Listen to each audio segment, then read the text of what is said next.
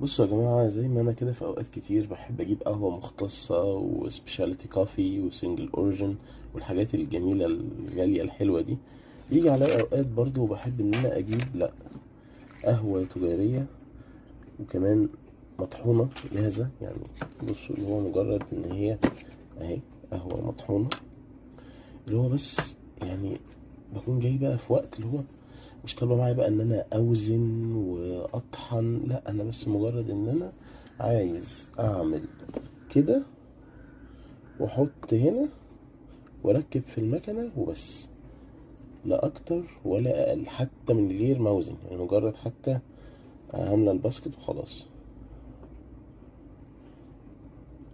ودي يعني رسالة احب اوجهها لكل الناس اللي بتحب انها تقول انها بتحب قهوة مختصة بس وسنجل اوريجين بس، واللي بيشربوا قهوة تجاري دول ناس مش عارف ما بيفهموش في القهوة وبتاع. لا خالص، عادي جدا انك في اوقات تحب ان انت تشرب قهوة تجاري، ما عندكش وقت انك تطحن، مش فايق انك تقعد وقت طويل تجهز لقهوتك، فعادي جدا انك تجيب قهوة تجارية. بس طبعا قهوة تجارية تكون يعني كويسة، طعمها حلو.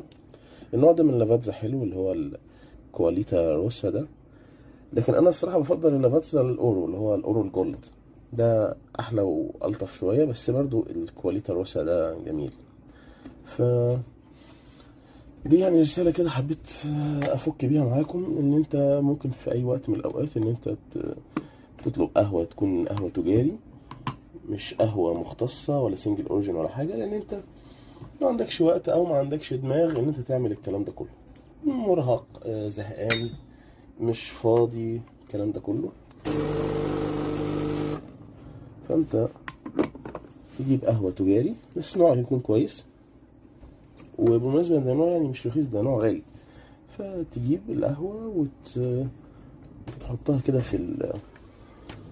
في المكنة بتاعتك، وبعد كده تقوم جايب الكوباية الجميلة بتاعتنا من التلاجة أو الفريزر.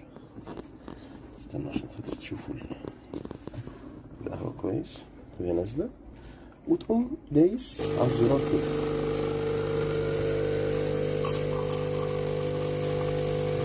بكل بساطة، تحط البن، تدوس على الزرار، تنزل القهوة. مش عايز أكتر من كده. فحبوا قهوتكم زي ما تحبوا تشربوها اشربوها، أهم حاجة إن انتوا تستمتعوا بيها. مع السلامة.